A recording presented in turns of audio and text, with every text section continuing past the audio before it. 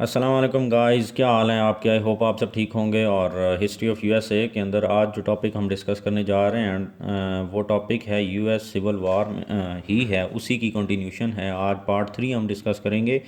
और US civil war 1850 to 69 का जो लास्ट पार्ट है, पार्ट 3, उसके अंदर आज हम डिस्कस करेंगे impacts of war and constitutional amendments. Which constitutional amendment which were made to resolve the issues, basically to get rid of compromise and to resolve all the problems which were being faced by the people of north and south. तो ये problem जिनके ऊपर वो बार बार छोटे मोटे compromise कर रहे थे, बेसिकली वो कॉम्प्रोमाइज़ उनको एक एपेक्स पॉइंट की तरफ लेकर जा रहे थे। और वो पॉइंट क्या था? That was civil war. Civil war हुई 1861 के अंदर, मैंने आपको बताया था। बंकर हिल से वो स्टार्ट हुई और अपोमाटेक्स हॉल इन 1865 के अंदर जाकर ख़त्म हुई। और उसके अंदर कंटिन्यूसली लोग एक दूसरे से लड़ते रहे। रॉबर्ट ई ली जो था जेफरसन डेविस की आर्मी का, मतलब साउथ जो कि कन्फेडरेट स्टेट्स ऑफ अमेरिका बन के नॉर्थ से सेपरेट हो गए थे। और जेफरसन डेविस जो थे वो उसका हेड था सीएसए का। और रॉबर्ट ई ली जो था वो उसकी आर्मी का हेड था कन्फेडरेट स्टेट्स ऑफ अमेरिका। ठीक है, confederate CSA, confederate states of America. इसका जेफरसन डेविस था पॉलिटिकल लीडर। और जो रॉबर्ट ई ली था ये इसका आर्मी का हेड था, फोर्स का हेड था। तो अब जेफरसन रॉबर्ट ई ली ने एक्सेप्ट कर ली डिफीट कि हम हार गए हैं। और इससे क्या हुआ? और फिर एट द एंड क्या हुआ? 6,80,000, 6,80,000 people got dead in this civil war. कितनी बड़ी सिविल वार थी, आप खुद इससे अंदाज़ा लगा सकते हैं। और आज हम इसी वार के जो इम्पैक्ट्स थे, वेदर दे वर पॉजिटिव और नेगेटिव, आज हम उसको डिस्कस करेंगे। अब नेगेटिव तो आप इसमें देख लेना कि 6,80,000 लोग मरे, तो ये कितना एक नेगेटिव इम्पैक्ट था। और इसके अलावा वो एक स्टेट जो कि उन्होंने ब्रिटेन से इतनी वॉर्स के बाद, इतनी ज़्यादा प्रोसिक्यूशन फेस करने के बाद एक सोवरन स्टेट हासिल की थी, वो फिर फर्दर डिवाइड हो गई। तो मतलब वो यूनिटी, वो कंसेंसस बिल्ड नहीं कर पाए, लैक ऑफ कंसेंसस था। ये सारे नेगेटिव इम्पैक्ट्स हैं इसके। और जो कंट्री कितने साल पहले मतलब इस्टेब्लिश होने के बाद फ़ौरन ही जिसको डेवलप हो जाना चाहिए था, वो इस सिविल वार की वजह से बहुत लेट जाकर डेवलप हुआ। तो ये इसके नेगेटिव इम्पैक्ट्स। इसके अलावा north and south accepted each other. Basically हुआ क्या कि नॉर्थ और साउथ जब भी कोई कॉन्फ्लिक्ट आता था, जैसे कि कॉम्प्रोमाइज़ किया उन्होंने, मिजूरी कॉम्प्रोमाइज़ हुआ, फिर कॉन्स्टिट्यूशनल मेकिंग के दौरान।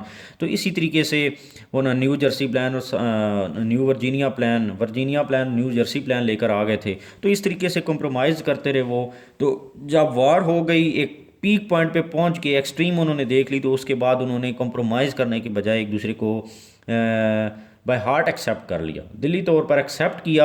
जिसके बाद उनके प्रॉब्लम्स जो हैं वो अराइज ही उस तरीके से नहीं हुए कि उनको दोबारा कॉम्प्रोमाइज़ करने पड़े। नंबर 2, ये पॉजिटिव इम्पैक्ट दूसरा क्या था? इंडस्ट्रियल रेवोल्यूशन 1865 के अंदर आया। अब आप देखें, नॉर्थ जब कोई भी फेडरलिस्ट रिजीम आती थी, जो नॉर्दर्न प्रेसिडेंट बनता था, तो वो क्या करता था? साउथ की जो इकोनॉमी का सोर्स था एग्रीकल्चर और स्लेवरी, उसके ऊपर जो है वो बैन लगाते और टैक्सेस लगा देते थे। जैसे ये रॉ मटेरियल साउथ एक्सपोर्ट करता था, तो उसके रॉ मटेरियल, जैसे कि एक एग्जांपल मैंने विस्की रिबिलियन बताई थी कि नॉर्दर्न जब फेडरलिस्ट रिजीम आई तो उसने साउथ की जो कॉर्न की प्रोडक्शन थी उसके ऊपर टैक्स लगा दिया। उन्होंने क्या किया कि कॉर्न को कन्वर्ट कर लिया विस्की के अंदर, और विस्की के ऊपर उन्होंने नॉर्थ ने दोबारा टैक्स लगा दिया। तो अब ये हुआ कि वहाँ पर रिबिलियन हो गया, मज़ीद कॉन्फ्लिक्ट आए। तो अब हुआ ये, जब इनको दोनों के दरमियान वार हुई और प्रॉब्लम रिजॉल्व हो गए, तो इनका साउथ का रॉ मटेरियल जो था वो नॉर्दर्न इंडस्ट्री के अंदर, फिनिश गुड्स के अंदर कन्वर्ट हुआ। और उसके बाद जब वो एक्सपोर्ट हुआ तो कंट्री ने बहुत ज़्यादा रेवेन्यू जनरेट किया और मुल्क के अंदर प्रोस्पेरिटी आ गई। और इकोनॉमिक जो प्रोस्पेरिटी थी उसकी वजह से कंट्री बहुत ज़्यादा डेवलप हुआ। Number 3, remove all other problem rather than compromise. मैंने पहले बात बताई कि जिस तरह 3630 कॉम्प्रोमाइज़ हुआ, इसके अलावा 1850 कॉम्प्रोमाइज़ हुआ जिसके अंदर रिकॉग्निशन के नए जो है वो उन्होंने रूल बता लिए। फिर इसी तरह मिजूरी कॉम्प्रोमाइज़ हुआ, तो इन कॉम्प्रोमाइज़ को ख़त्म कर दिया गया, बल्कि ओवरऑल प्रॉब्लम्स को ख़त्म कर दिया और एक दूसरे को एक्सेप्ट कर लिया उन्होंने। नॉर्थ और साउथ मतलब कंट्री एक नॉर्थ और साउथ के अंदर जो डिवाइड था वो डिवीजन ख़त्म हुई, वो सेग्रीगेशन ख़त्म हुई और एक यूनिटी की फॉर्म वहाँ पर आई और यूनाइट हो के उन्होंने एक कंट्री के अंदर उसको कन्वर्ट कर लिया। इसके साथ साथ कुछ लीगल अमेंडमेंट्स भी हुई, मतलब कॉन्स्टिट्यूशनल अमेंडमेंट्स हुई और इन कॉन्स्टिट्यूशनल अमेंडमेंट्स ने क्या किया, लीगली बेसिकली लीगली उनके दरमियान जो कॉन्फ्लिक्ट्स थे उनको ख़त्म करने का ज़रिया बना।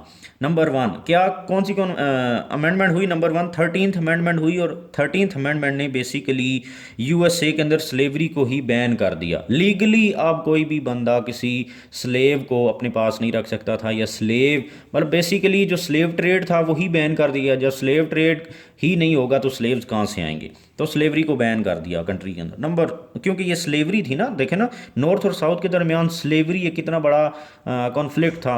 साउथ कहता था स्लेवरी होगी तो एग्रीकल्चर होगा, एग्रीकल्चर होगा तो फिर हम प्रोस्पेरिटी की तरफ जाएंगे, और उन्होंने कहा दिया कि कॉटन जो है वो स्लेवरी की वजह से और कॉटन किंग है, तो जब आप स्लेवरी को ख़त्म करेंगे तो किंग ख़त्म हो जाएगा।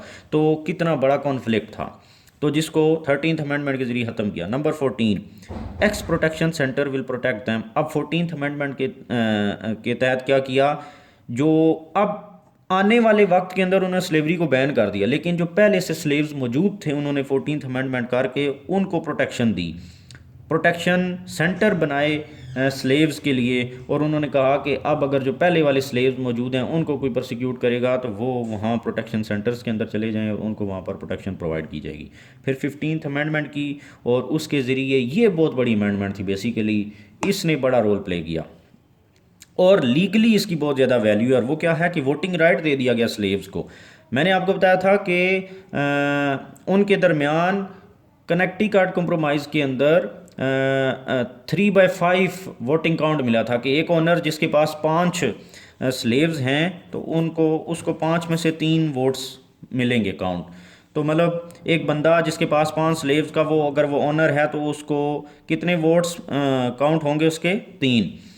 अब क्या हुआ, वो ओनर और वो स्लेव दोनों को वोटिंग काउंट मिल गया, तो वोटिंग राइट मिल गया। तो मतलब अगर आप लीगली देखेंगे तो वो ओनर और वो स्लेव दोनों लीगली इक्वल हो गए, कॉन्स्टिट्यूशन उन दोनों को एक नज़र से देख रहा है।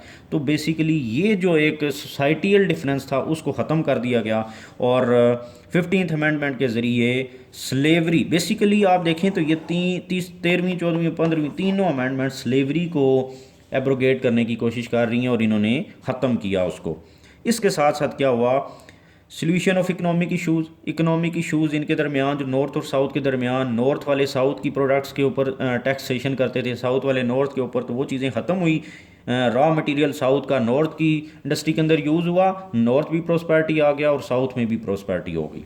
Number 6 literacy infrastructure. ये जो डिफरेंसेस थे ना नॉर्थ और साउथ क्योंकि उसका एग्रीकल्चर था सोर्स ऑफ इनकम, इतनी ज़्यादा पावरफुल नहीं थे वो इकोनॉमिकली, तो उससे क्या हुआ, साउथ के अंदर लिटरेसी भी थी, इंफ्रास्ट्रक्चरल डिप्राइवनेस भी थी, तो ये चीज़ें ख़त्म हुई। जब दोनों की इकोनॉमिक रिसोर्स इश्यूज़ ख़त्म हुए तो उससे क्या हुआ, ये डिफरेंसेस जो थे वो ख़त्म होना शुरू हो गए, वो खात्मे की तरफ गए।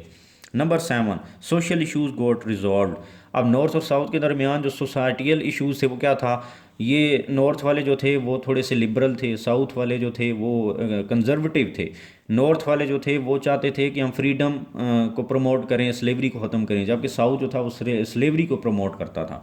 तो ये जो सोसाइटियल इश्यूज़ थे इनका भी खात्मा हुआ और इनको भी कंट्री में से ख़त्म कर दिया गया। तो ये थे इम्पैक्ट्स कॉन्स्टिट्यूशनल अमेंडमेंट्स और इम्पैक्ट्स ऑफ वार। तो आप देखें कि किस तरीके से उस वार के बाद कंट्री के अंदर इम्पैक्ट पड़ा और वो स्लेवरी को ख़त्म कर दी गई, इनके सोसाइटियल इश्यूज़, इनके इकोनॉमिक इश्यूज़ सारे के सारे रिजॉल्व हो गए और कॉम्प्रोमाइज़ के बजाय उन्होंने एक दूसरे को एक्सेप्ट कर लिया।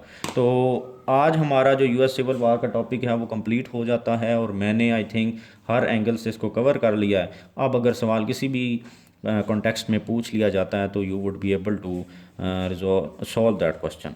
Thank you very much. अगर आपको मेरे चैनल पे कुछ मटेरियल ऐसा मिल रहा है जो आपके लिए हेल्प आउट है तो मेरे चैनल को भी सब्सक्राइब कर दें और शेयर भी कर दें। Thank you very much.